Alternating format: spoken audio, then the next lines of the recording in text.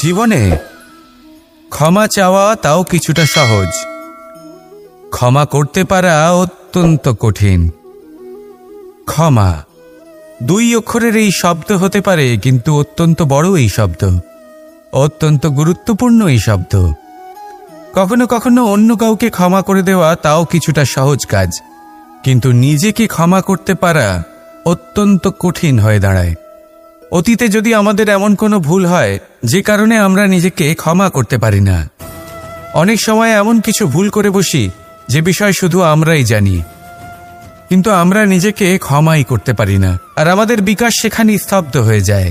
কারণ যদি আপনি ক্ষমা করতে না শেখেন, নিজেকে ক্ষমা যদি না করতে পারেন, তাহলে তা আপনার জীবনের সবথেকে বড় বাধা হয়ে দাঁড়াবে। সেই জন্য জীবনে অবশ্যই শিখুন যে কিভাবে নিজেকে ক্ষমা করতে হয়, আর শিখুন যে আগের করা ভুল আবার কি করে না করা যেতে পারে। এই মন হালকা হবে আর প্রসন্ন হয়ে বলবে, রাধা রাধা। আজ আমি আপনাকে একটা ছোট্ট কাহিনী শোনাব। একবার আমি, রাধা আর দাদা, আমরা 3 জনে মিলে লুকিয়ে একটা উপবনে গেলাম আম পেড়ে খেতে। অনেক পরিশ্রম করে আমরা ওখানে পৌঁছলাম, আর আমরা আশ্চর্যচকিত হয়ে গেলাম এটা দেখে যে এবার তো আম পাকেইনি। এবার দাদা কি করলেন, একটা আম পাড়লেন আর সেটা চাখলেন, আর উনি নিরাশ হয়ে পড়লেন। উনি বললেন যে এটা তো খুবই টক। তারপর রাধা একটা আম পাড়লো আর সেটা চেখে দেখল, আর রাধা উৎসাহিত হয়ে পড়ল। আমি রাধাকে জিজ্ঞেস করলাম, কি হয়েছে, তুমি এত উৎসাহিত কেন? তখন রাধা বলল যে এবার এত বেশি টক আম হয়েছে যে এগুলো দিয়ে আমরা আচার বানাবো। তাহলে দাদা ওখান থেকে বেরিয়ে গেলেন নিরাশ হয়ে এবং খালি হাতে। রাধাও ওখান থেকে বেরিয়ে গেল কিন্তু উৎসাহিত হয়ে, আর অনেকগুলো কাঁচা আম সাথে নিয়ে। এর থেকে আমরা কি শিক্ষা পেতে পারি? যে প্রত্যেকটা স্থানে এমন কিছু রয়েছে যেখান থেকে আমরা কিছু একটা শিক্ষা লাভ করতে পারি, যা আমাদেরকে বিকাশের পথে নিয়ে যেতে পারে। এই শিক্ষা প্রত্যেক স্থানে আছে। সবকিছু আমাদের দৃষ্টিভঙ্গির উপর নির্ভর করছে। যখনই আমাদের জীবনে, আমাদের সম্পর্কে কোনো সমস্যা, কোনো বিপদ আসে, তখন বেশিরভাগ মানুষ সেই বিষয় নিয়ে দুঃখী হয়ে পড়েন। আর কিছু মানুষ এমনও থাকেন যারা শেষ পর্যন্ত তার সমাধান করেন, বিপদকে পরাজিত করেন, সম্পর্কগুলিকে আবার জুড়ে দেন। যদি আপনি সুখের খোঁজ করেন তাহলে আপনি সুখ অবশ্যই পাবেন, প্রসন্নতা অবশ্যই পাবেন। যদি আপনি দুঃখ খোঁজেন তাহলে দুঃখ অবশ্যই পাবেন। এবার আপনি কি খুঁজতে চান, সেই চয়ন আপনারই। আসুন আর আমার সাথে ভালোবেসে বলুন, রাধা রাধা।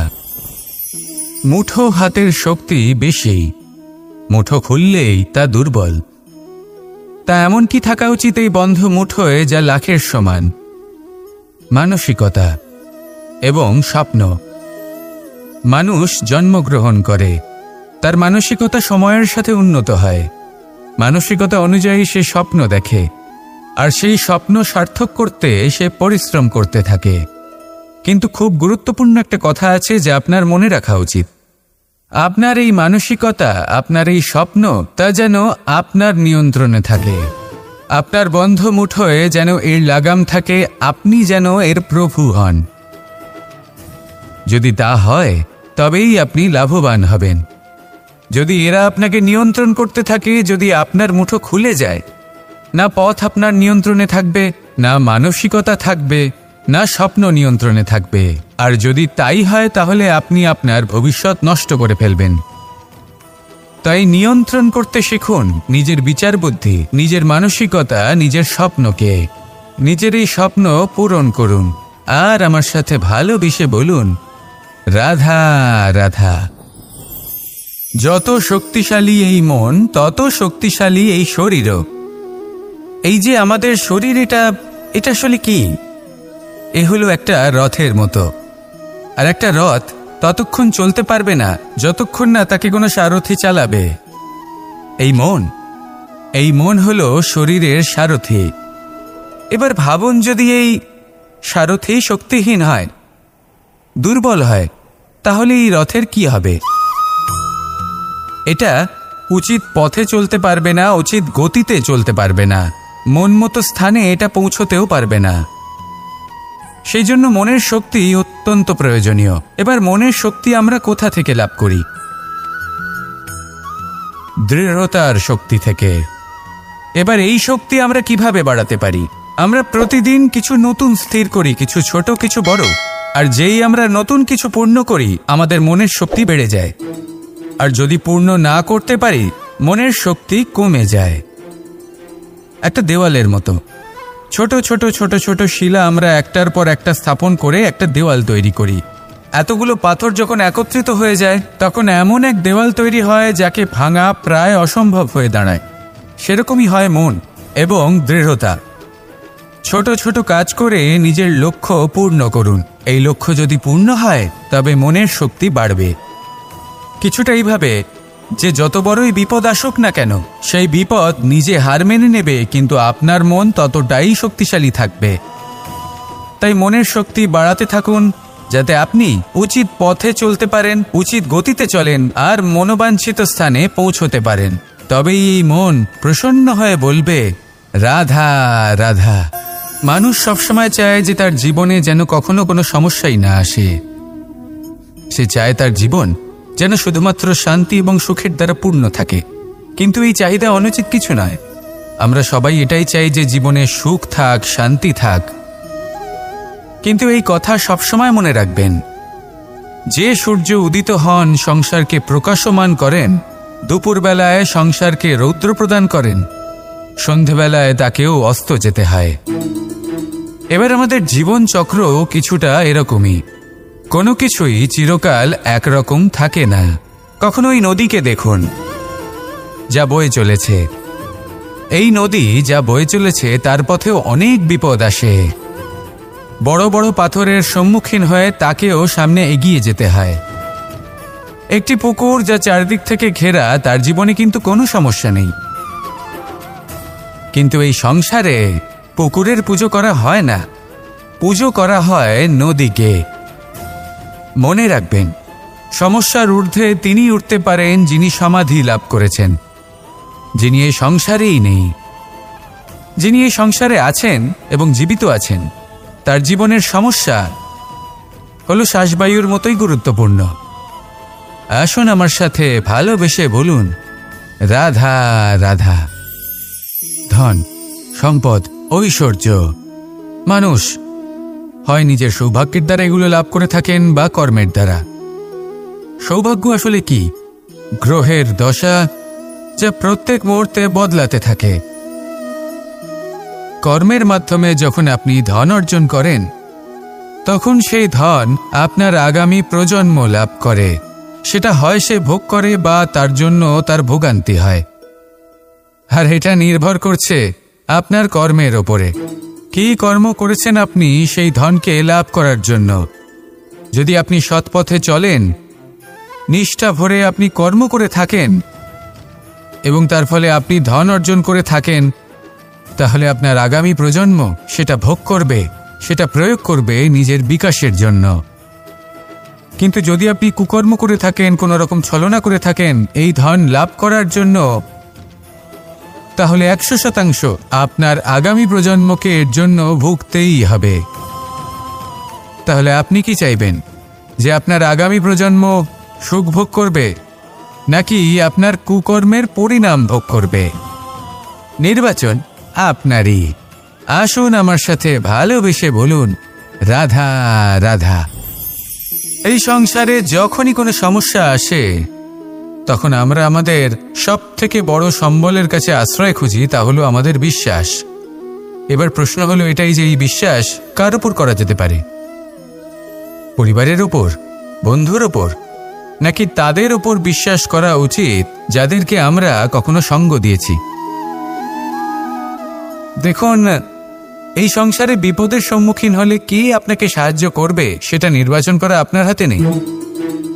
সেটা সেই সকল ব্যক্তির উপর নির্ভরশীল যে তারা আপনাকে সাহায্য করবে নাকি করবে না। অর্থাৎ যখনই কোনো বিপদ আসে সর্বপ্রথম তার সম্মুখীন আমাদের নিজেকেই হতে হয়, আর তার জন্য প্রস্তুত থাকা প্রয়োজনীয়। সেই শক্তি, সেই সাহস অর্জন করা প্রয়োজনীয়। দেখুন, যখনই অন্ধকার আসে তখন সবার আগে কি আপনাকে ত্যাগ করে চলে যায়? আপনার নিজেরই ছায়া। এই অন্ধকারের সম্মুখীন হতে হয় অন্তরের প্রদীপের দ্বারা, অন্তরের আত্মা দ্বারা। তবেই আপনি অন্ধকারের ওপর জয়লাভ করতে পারবেন। সেই জন্য যে বিপদই আসুক না কেন, নিজেকে তার জন্য প্রস্তুত রাখা উচিত। সেই সাহস নিয়ে আসুন। এমন কোনো বিপদ নেই যা আপনাকে ভেঙে দিতে পারে। আসুন আমার সাথে ভালোবেসে বলুন, রাধা রাধা। লোভ আপনার অন্তরের আরও একটা শত্রু। দেখতে গেলে এটা একটা শব্দ, একটা সংস্কৃত শব্দ। লব ধাতু থেকে উৎপন্ন হয়েছে। এর অর্থ কিছু লাভ করা।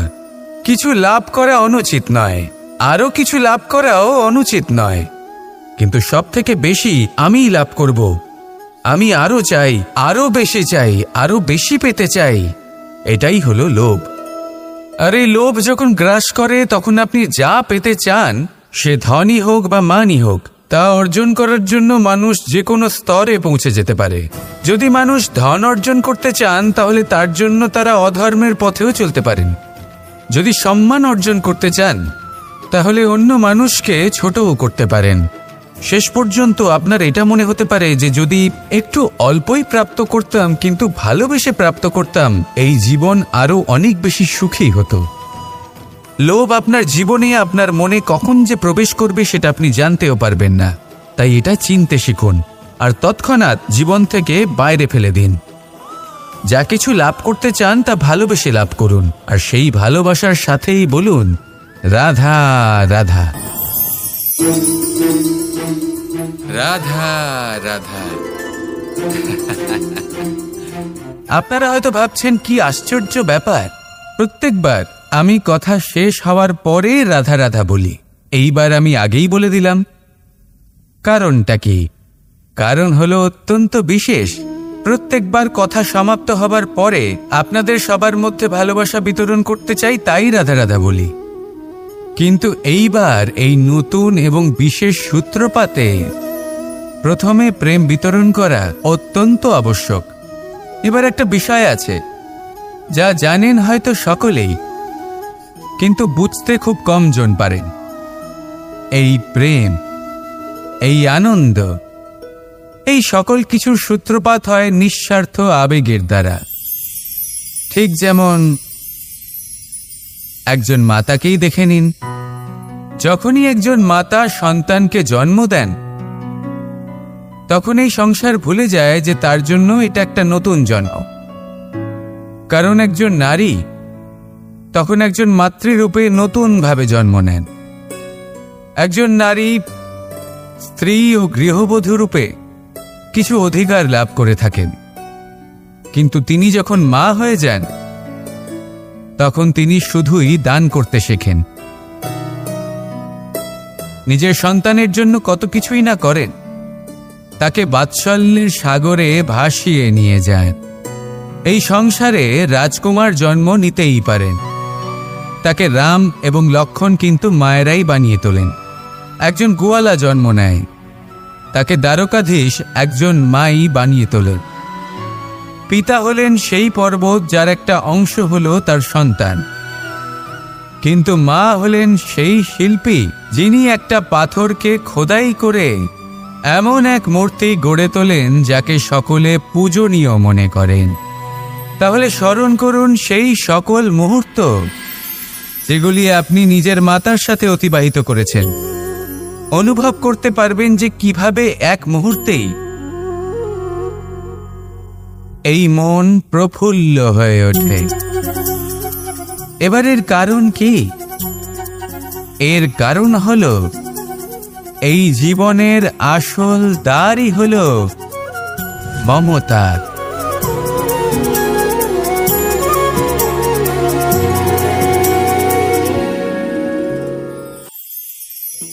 আমি রাধাকে ভালোবাসি, আর এই কথাটা সমগ্র সংসার জানে। আর সময় অন্তরে লীলার দ্বারা, বিভিন্ন ঘটনা দ্বারা কর্মের দ্বারা আমি নিজের এই ভালোবাসা রাধার সামনে প্রকাশ করি। এবার আপনি বলবেন এসবের কি প্রয়োজন? রাধা কি এই কথা জানে না যে কৃষ্ণ তাকে কতটা ভালোবাসে? অবশ্যই জানে, কিন্তু এই যে ভালোবাসা, তা মনে রেখে দেওয়ার জন্য নয়, তা প্রকাশ করার জন্য। আর বারংবার এই ভালোবাসাকে প্রকাশ করা উচিত, উচিত সময় এবং উচিত সুযোগ দেখে। কিরকম? এবার যদি আপনি প্রেমীর সাথে কোনো উৎসবে থাকেন, তাহলে তার সাথে নৃত্য সঙ্গীত করুন। যদি ভিড়ের মাঝে থাকেন, তখন প্রেমীকে সম্মান করুন, একান্তে প্রসাধন করুন। দুঃখের সময় তার হাত ধরে থাকুন, সুখের সময় আলিঙ্গন করে রাখুন।